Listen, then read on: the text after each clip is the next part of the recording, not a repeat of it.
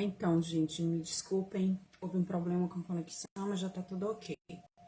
Então, todo sábado eu tô aqui trazendo uma palavra do Senhor. Meu nome é Lidiane, peço que vocês compartilhem esse vídeo, que vocês visitem o meu canal, o nome é Filosofando com Deus, deem like, façam comentários para que a inteligência artificial entenda que é relevante esse conteúdo, para que nós possamos passar a palavra do Senhor a mais pessoas. Hoje nós vamos falar sobre o casamento simbólico de Oséias, né? Não vou falar sobre toda a passagem de Oséias, mas parte dele. Então, vamos lá no capítulo 1, verso 2. A palavra diz assim: o princípio da palavra do Senhor por Oséias disse: pois o Senhor a Oséias, vai, toma-te uma mulher de prostituições e filho de prostituição, porque a terra se prostituiu desviando-se do Senhor. Por que Deus disse isso a Oséias? Porque ele estava usando um casamento simbólico para dizer para aquele povo de Israel, para mandar uma mensagem para aquele povo de Israel de como era a figura, de como eles se encontravam espiritualmente com Deus, como eles estavam separados de Deus, como eles se prostituíram com outros deuses, com outras coisas, com outras atitudes pagãs diante de Deus, né? Como eles se dividiram e quebraram a aliança com o Senhor. Então Deus usou essa palavra para Oséias, para que isso fosse esclarecido para aquele povo, né? Continuando no verso 3, ele fala: e foi-se, tomou Gomer, filha de Diblaim, e ela concedeu-lhe e deu um filho, e disse-lhe o Senhor: chama seu nome de Israel, porque daqui a pouco visitarei o sangue de Israel sobre a casa de Jeú, e farei cessar o reino da casa de Israel, e será naquele dia que quebrarei o arco de Israel no vale de Israel. Ou seja, né, Deus deu essa palavra a Oséias para que essa palavra servisse de uma figura de como Deus via Israel, como Israel se encontrava naquela época. E hoje em dia não é diferente, né? O povo se prostituiu, o povo está procurando seus próprios interesses, procurando seus próprios mestres, procurando pessoas a quem possam se apoiar, pessoas que podem moldar os seus pensamentos, mestres que ensinam doutrinas erradas, buscam direitos que não estão dentro da vontade do Senhor. As mulheres estão buscando o direito de aborto, né? E matar uma criança no ventre para o Senhor é muito sério. Eu não sei se esse vídeo vai sair do ar, porque eu estou falando isso, porque esse assunto é um tabu na internet, né? Então, muitas pessoas, muitos vídeos já foram cortados por causa desse assunto. E eu espero que o meu não seja, né? Então, muitas pessoas estão lutando para ter um direito de cessar a vida desse ser vivente dentro da sua barriga, né? E Deus não se agrada disso, né? Isso é a invenção de Moloque, né? E era o que antigamente as pessoas faziam, e hoje em dia não está diferente. A palavra de Deus está mais atual do que a gente imagina, né? Aí ele fala, ó, no verso 8, ela, pois, não reconhece que eu lhe dei o grão, o mosto. Tá falando do povo de Israel, tava falando o quanto esse povo não reconhecia, o quanto Deus havia feito por ele. E o óleo que lhe multipliquei, a prata, o ouro do que usaram para Baal. Ou seja, todas as bênçãos que Deus havia dado para esse povo, eles estavam usando para se prostituir contra os deuses, adoravam o Deus Baal. Ele continua: portanto, tornar-me-ei a seu tempo, tirarei o meu grão e o meu rosto ao seu determinado tempo, e arrebatarei a minha lã e o meu linho, que tinha dado para cobrir a sua nudez. Ou seja, ele retirará todas as bênçãos, todas as promessas. Por quê? Porque esse povo está jogando fora. É como atirar pérolas aos porcos, né? A palavra do Senhor diz lá: não atire suas pérolas aos porcos. Ou seja, a gente acaba dando algo precioso para alguém que não sabe como usar, ou usa de uma maneira, né, errada. E agora descobrirei a sua vileza. Vileza vem de vilã, vem de coisa ruim, diante dos olhos dos seus namorados, e ninguém a livrará da minha mão, né? Então é terrível cair na mão do Senhor, né? Mas sabendo que mesmo sendo terrível, nós cometemos adultério contra Deus, nós adoramos coisas, nós colocamos no lugar de culto, no nosso coração, que é o nosso altar, colocamos coisas que não são Deus, ídolos, não só ídolos de deuses pagãos, né? Não de crenças, não somente de crenças, mas de adorações, adorando pessoas, adorando o homem, amando mais a criatura do que amamos a Deus, dando mais atenção à sabedoria humana e se pautando mais no próprio entendimento do que se pautando na sabedoria de Deus, no entendimento divino. E isso é abominável aos olhos do Senhor.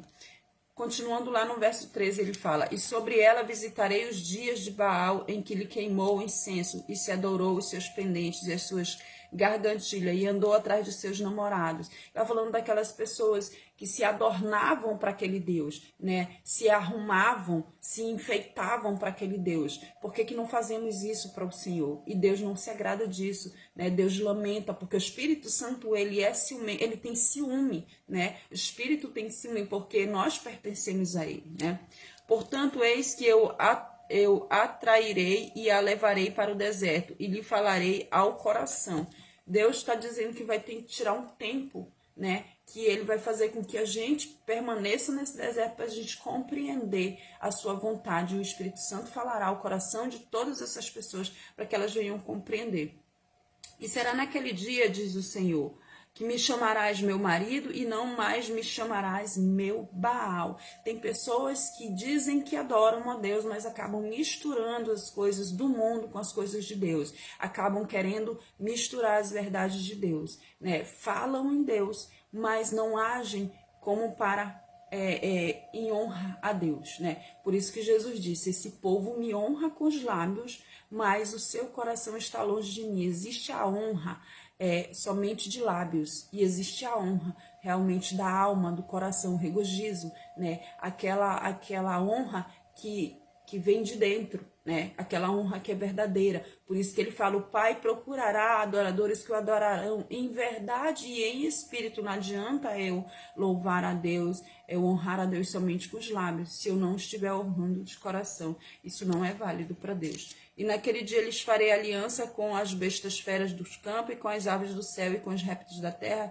e da terra quebrarei o arco, e a espada, e a guerra, e o farei deitar em segurança.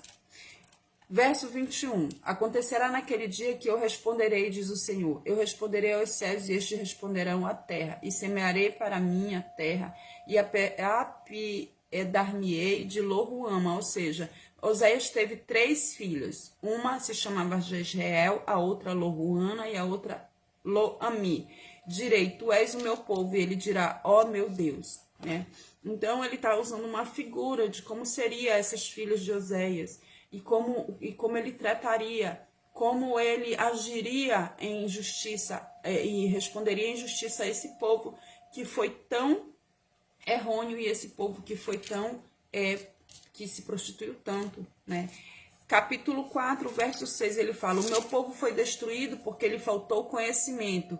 Porque tu rejeitastes o conhecimento, também eu te rejeitarei, e não sejas sacerdote diante de mim. E visto que te esqueceste da lei do teu Deus, também eu me esquecerei de teus filhos. Ou seja, muitas pessoas se prostituem, né, esquecendo que Deus é Deus, não leem a palavra do Senhor, acabam misturando coisas da Bíblia com coisas do mundo, coisas de Deus com as coisas do mundo, né? Seguem profetas, seguem pessoas que falam de costumes humanos, mas não que são doutrinas de Deus, e colocam isso como se realmente fosse preceitos de Deus, e não é, e acabam se prostituindo, acabam adquirindo um direito para si que vai contra a vontade de Deus.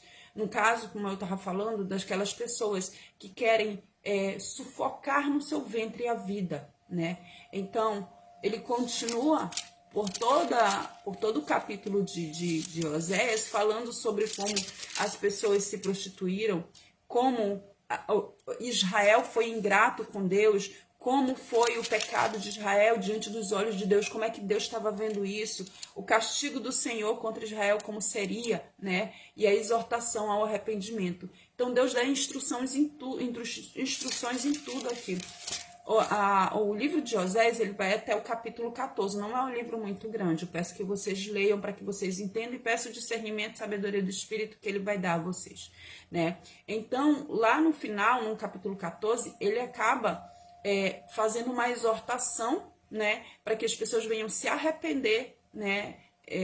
De tudo aquilo, de toda aquela prostituição que haviam cometido contra Deus, para que Deus viesse ouvir, porque Deus, ele não tem prazer na morte do ímpio, ele não nega a sua palavra, ele não é não homem e nem filho do homem para que se arrependa. Então, além dele, ele disciplinar como pai, ele instrui, né? E ele exorta, ou seja, ele avisa o que ele vai fazer, como ele vai fazer, porque ele vai fazer. Ele nunca faz nada sem avisar a gente, né? Ele nunca faz nada de supetão. Muitas pessoas são pegas de surpresa porque simplesmente elas não se interessam pelo assunto espiritual, não se interessam pela vida espiritual, que elas querem arrumar suas vidas em todos os setores, menos a vida espiritual. E é a vida que mais importa, porque a gente nasceu a partir do espiritual, né? Ninguém se tornou literal sem um espiritual. Deus criou todas as coisas a partir de sua voz, a partir de sua palavra, a partir dos seus lábios. Então, tudo para Deus importa. E tudo ele informa, tudo ele organiza. Então, lá no capítulo 14, ele fala sobre como o povo de Israel deverá fazer, porque ele vai se arrepender, né? E ele começa assim, ó: converte, ó Israel, ao Senhor teu Deus, porque pelos teus pecados tens caído. Ou seja, ele tá chamando a atenção, né? Ou seja, volte atrás, se arrependa, converte-te. Converte-te significa arrependa-se, né? Em outras traduções também diz isso: arrepende-te, ó Israel, né? Ao Senhor teu Deus, porque pelos teus pecados tu tens caído. Ou seja, ninguém caiu à toa, né? Ninguém está sofrendo ou passando por sofrimento ou adversidade à toa. Vocês estão passando por tudo isso porque vocês procuraram. Essas são as consequências do pecado. Tem gente que fala: Deus vai me castigar disso. Deus não castiga a gente de nada. Nós é que nos castigamos quando nós nos expomos e damos luz ao pecado, né? Como uma mulher grávida dando à luz. Nós geramos aquele pecado dentro da gente, dentro da nossa mente, ficamos ali alimentando, né? Meditando naquele pecado, e depois nós damos frutos, damos luz ao pecado. E ele produz consequência, ele produz um fruto, né? Que depois será conhecido, e a gente não quer, muitas das pessoas não querem receberem as consequências, mas é necessário. É necessário você entender que tudo tem consequência. Todas as nossas decisões, todas as nossas atitudes são frutos de consequências. Às vezes, consequências boas ou consequências ruins. Se você toma uma boa atitude com relação à palavra do Senhor, com relação à tua vida espiritual, tudo, você vai ter uma boa consequência, e a promessa de Deus estará cumprida na sua vida. Tanto a promessa de paz, como a promessa que Deus faz de disciplinar, né? De você sofrer aquela consequência, né? Então, ele continua lá no verso... Ele continua no verso 4. Eu sararei a sua perversão, eu voluntariamente os amarei. Essa palavra é tão linda e é tão forte. Ele fala: eu sararei a sua perversão. Ou seja, depois de você se prostituir muito, depois de vocês se darem muito ao deleite da carne, das suas próprias vontades, eu mesmo assim, eu sararei tudo isso em você. E eu os amarei voluntariamente, não por qualquer coisa que vocês tenham feito, né? Ou algo que vocês venham a fazer, mas voluntariamente eu amarei. É isso que Deus está dizendo, né? Porque a minha ira se apartou deles. Quando a gente se arrepende diante do Senhor, quando a gente o busca de todo o coração, livremente, ele se aparta de sua ira. A sua ira é aplacada, né, com as nossas súplicas, com os nossos clamores. Vocês não leram lá em Levítico, no Antigo Testamento, quando eles iam sacrificar para Deus, e estava escrito: isso subia como cheiro agradável ao Senhor? O que são O que são nossos sacrifícios hoje em dia, se não nossas orações, se não o nosso pedido de perdão, se não o nosso arrependimento genuíno? Isso é cheiro suave ao Senhor. Então isso sobe a Deus como cheiro suave. As orações dos justos é cheiro suave ao Senhor. Os justos são aquelas pessoas que se arrependeram. Os justos não são aquelas pessoas que nunca pecaram. Porque Jesus disse que ele não veio para aquele que estava sã, mas para aquele que estava doente. Justo não são as pessoas que nunca pecaram. Justos são aquelas pessoas que pecaram sim, mas que eles se arrependeram de verdade e buscaram a Deus. E todas as orações desses justos que pecaram e se arrependeram, subiu como cheiro suave ao Senhor. Então é isso que ele está falando, porque a minha ira se apartou deles. Por que se apartou? Se acalmou, se aplacou. Em outras traduções diz isso. Porque Deus se regozija, Deus se agrada naquele filho que realmente está interessado em se arrepender verdadeiramente. Não de falsidade, não por medo, mas por amor a Deus, por temor a Deus. E temor não é medo de Deus, temor é honrar a Deus, né? Lá no verso 9, eu não vou ler o capítulo todo, mas lá no verso 9, ele fala bem, no verso 6, desculpa, ele fala bem assim: estender-se-ão as suas vergonhas e a sua glória será como a da oliveira, ou seja, as vergonhas da gente se tornarão em glória, porque ele já perdoou nossos pecados. E cheirará como o Líbano, né? Então, nós nos transformaremos em outras pessoas a partir dos nossos arrependimentos, de tudo que a gente vai se arrepender. A gente não deve buscar pessoas para que a gente possa seguir. Nós não devemos buscar o homem, porque o homem ele é falho, né? Nós vamos cair em armadilhas. Não devemos buscar mestres para nos ensinar sobre a sabedoria que somente vem de Deus, né? Mas buscar a sabedoria de Deus dentro da palavra dele, na Bíblia, né? Essa é a palavra, orando, buscando no seu quarto. Jesus ensinou como orar. Entre no seu quarto, feche a porta, ore a Deus, né? E peça a Deus. E tudo que você pedir a Deus em secreto, ele te dará, e em secreto te responderá, né? Ele continua lá no verso 9: quem é sábio para que entenda essas coisas, quem é prudente para que a saiba, porque os caminhos do Senhor são retos e os justos andarão neles, mas os transgressores cairão neles. Ou seja, às vezes a gente quer burlar a lei de Deus. Não, será? Ah, não, isso aqui não tem nada a ver. Não é pecado, não. Não, eu estou fazendo a vontade que Deus colocou no meu coração. Gente, o coração é enganoso. Parem de usar essa palavra, essa frase como para justificar a atitude de vocês, né? Nós devemos, né, parar de usar essa palavra dizendo assim: ah, não, eu estou fazendo o que o meu coração manda. O coração é enganoso. Né? A palavra do Senhor fala que o coração é enganoso. O coração da gente só deixa de ser enganoso quando a gente se une com Deus. Quando a gente tem um relacionamento estritado com Deus. Quando a gente casa com Deus, que a gente vira noiva de Cristo. A gente sabe tudo que o noivo quer.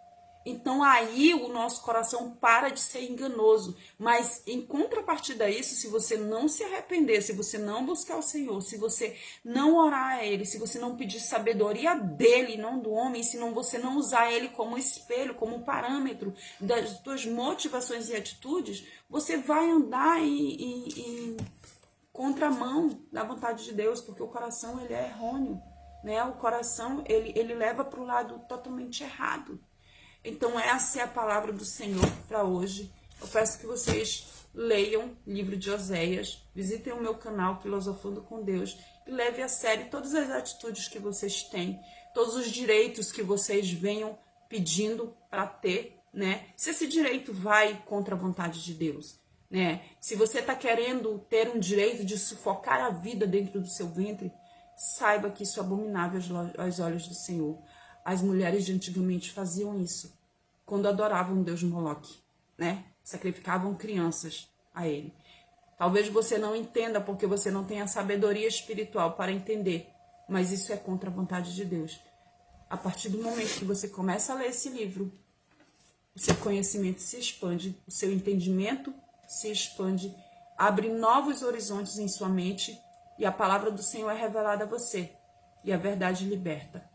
Né? João 8,32 diz isso. E conhecereis a verdade, e a verdade vos libertará. A verdade de quê? a verdade sobre tudo na vida, porque aqui nesse livro tem resposta para absolutamente tudo. Então eu te faço um desafio. Se você pensar na sua mente agora sobre qualquer assunto que você queira, seja ele pessoal, na área profissional, na área do seu casamento, na área sexual, em qualquer área, né? Ou na área das riquezas, procure aqui, busque a ajuda do Espírito Santo, ele vai te revelar sobre esse assunto. Porque esse livro, ele traz instruções para a nossa vida, são instruções preciosíssimas, porque é a bibliografia de um pai para um filho. E você não é diferente. Se você acha que você não tem valor, se você acha que Deus não escreveu esse livro para você, que é filho dele, é porque você não quis se tornar filho dele. Você quis se tornar um filho bastardo, né? Que está longe da casa do pai. Mas Deus não te vê assim. Deus te vê como filho legítimo, aquele que busca o pai, aquele que peca, mas se arrepende, sabe, o filho pródigo? Que foi e gastou o dinheiro do seu pai com as prostitutas, mas depois se arrependeu e voltou para casa, e o seu pai lhe deu uma festa por isso, e o seu irmão que estava lá no seio do seu pai não entendeu? Nós somos esse filho, quando erramos, quando pecamos, mas quando nos arrependemos genuinamente, buscamos ele, nós nos tornamos filhos legítimos. E essa palavra, esse livro foi escrito para cada um de nós, não é diferente. Então essa é a palavra para hoje. Amo vocês em Cristo. Visitem o canal, curtam, compartilham, para que a inteligência artificial entenda que é relevante esse conteúdo, né? Para que mais e mais pessoas sejam alcançadas pelo poder da palavra de Deus. Amo vocês em Cristo. Até a próxima, se assim Deus